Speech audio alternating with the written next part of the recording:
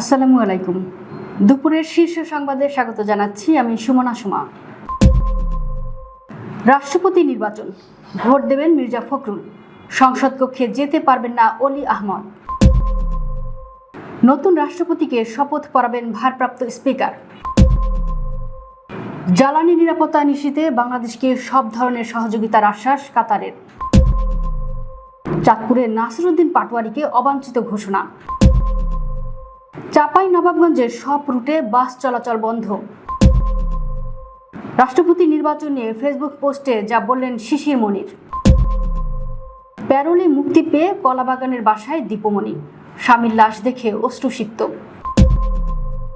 ঈশ্বরদীতে স্বেচ্ছাসেবক দলের আহ্বায়ককে গুলি ও কুপিয়ে জখম, গাড়ি ভাঙচুর। ক্যান্সার চিকিৎসায় যুগান্তকারী অগ্রগতি, নতুন ভ্যাকসিনে মিলল বড় সাফল্য।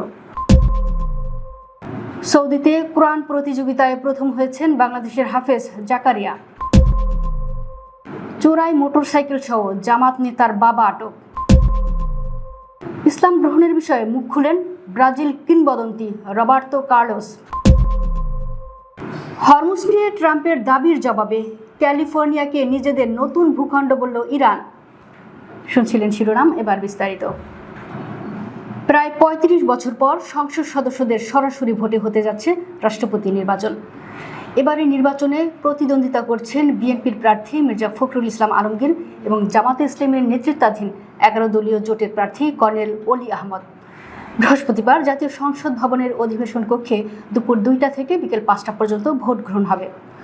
মির্জা ফখরুল ইসলাম আলমগীর সংসদ সদস্য হওয়ায় এই নির্বাচনে ভোট দিতে পারলেও অলি আহমদ সংসদ সদস্য না হয় তিনি ভোট দিতে পারবেন না। এমনকি ভোট কেন্দ্র হিসেবে নির্ধারিত সংসদ কক্ষেও তার প্রবেশের সুযোগ থাকবে না। রাষ্ট্রপতি নির্বাচনে ভোট গ্রহণ আজ দুপুর ২টা থেকে বিকেল ৫টা পর্যন্ত জাতীয় সংসদ ভবনে এই ভোট গ্রহণ অনুষ্ঠিত হবে। এর মধ্য দিয়ে দীর্ঘ ৩৫ বছর পর ভোটের মাধ্যমে নতুন রাষ্ট্রপতি নির্বাচিত হবেন। কিন্তু এরই মধ্যে প্রশ্ন দেখা দিয়েছে, নতুন রাষ্ট্রপতিকে শপথ পড়াবেন কে? যদিও ইতিমধ্যে এ বিষয়ে মন্ত্রিপরিষদ বিভাগের পাঠানো চিঠির জবাবে নিজেদের মতামত জানিয়েছে আইন মন্ত্রণালয়।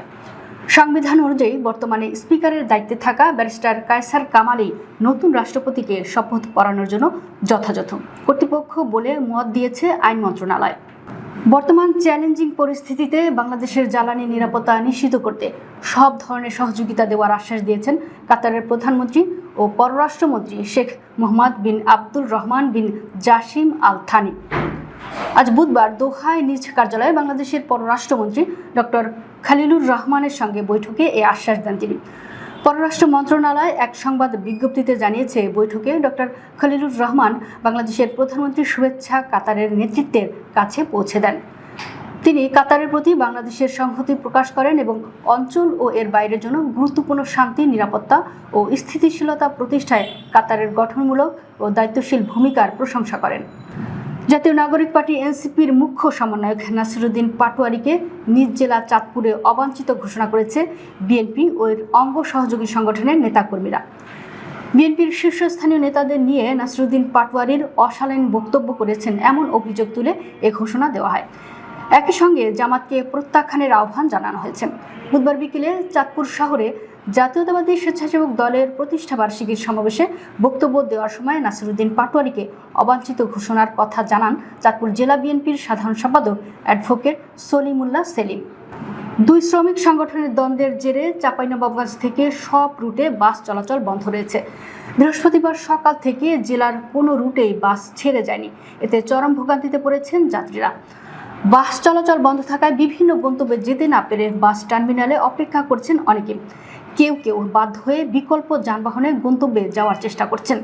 চাঁপাইনবাবগঞ্জ বাস মালিক সমিতির সাধারণ সম্পাদক নানু মিয়া বিষয়টি নিশ্চিত করে জানান, জেলায় কর্মরত শ্রমিকদের দুদিন আগে মারধর করে হরিপুর এলাকার শ্রমিকরা। এই দুই সংগঠনের দ্বন্দ্বের কারণে বাস চলাচল বন্ধ রয়েছে। সমস্যা সমাধানের জন্য সংশ্লিষ্টদের সঙ্গে আলোচনা চলছে। রাষ্ট্রপতি নির্বাচনের ভোট গ্রহণ আজ। এই নির্বাচন নিয়ে সুপ্রিম কোর্টের আইনজীবী অ্যাডভোকেট শিশির মনির সামাজিক যোগাযোগ মাধ্যম ফেসবুকে স্ট্যাটাস দিয়েছেন। বৃহস্পতিবার সকালে নিজের ভেরিফাইড ফেসবুক পেজে শিশির মনির লিখেন, আজ মহামান্য রাষ্ট্রপতি নির্বাচন, কিন্তু কোনো উত্তেজনা নাই, কারণ ফলাফল আগে থেকেই সবার জানা। এমনটা হওয়ার কথা ছিল না। কথা ছিল 70 অনুচ্ছেদ সংস্কার হবে এবং স্বাধীনভাবে সকলেই ভোটাধিকার প্রয়োগ করবে। মৃত স্বামী ব্যারিস্টার তৌফিক নিওয়াজকে শেষবারের মতো দেখতে 12 ঘন্টার প্যারোলে মুক্তি পেয়ে রাজধানীর কলাবাগানের বাসায় পৌঁছেছেন সাবেক শিক্ষামন্ত্রী ডাক্তার দীপু মনি। বৃহস্পতিবার সকাল 6টা 15 মুন্সিগঞ্জ জেলা কারাগার থেকে কঠোর পুলিশি নিরাপত্তায় প্রিজন ভ্যানে করে ঢাকার উদ্দেশ্যে রওনা হন। সকাল 9:15টার দিকে প্রিজন ভ্যানটি তার কলাবাগানের বাসায় পৌঁছায়। এর আগে বুধবার দীপু মনিকে প্যারোলে মুক্তির জন্য মুন্সিগঞ্জের জেলা প্রশাসকের কাছে আবেদন করেন তার মেয়ে তনি দীপাভলি নেওয়াজ। আবেদনের পরিপ্রেক্ষিতে দীপু মনিকে 12 ঘন্টার জন্য প্যারোলে মুক্তি দেওয়া হয়। সকাল 6টা থেকে সন্ধ্যা 6টা পর্যন্ত তার প্যারোলের সময় নির্ধারণ করা হয়েছে। পাবনার ঈশ্বরদীতে উপজেলা স্বেচ্ছাসেবক দলের আহ্বায়ক শরীফুল ইসলাম শরীফের প্রাইভেট কার লক্ষ্য করে গুলি চালানোর পর ধারালো অস্ত্র নিয়ে হামলার ঘটনা ঘটেছে।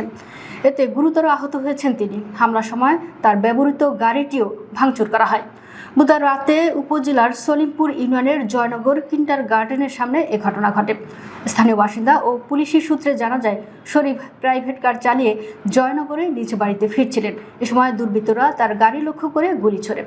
এতে গাড়িটি থেমে গেলে হামলাকারীরা তাকে ধারালো অস্ত্র দিয়ে আঘাত করে, পরে গাড়িটি ভাঙচুর করে পালিয়ে যায়। ক্যান্সার চিকিৎসায় নতুন সম্ভাবনার ইঙ্গিত মিলেছে।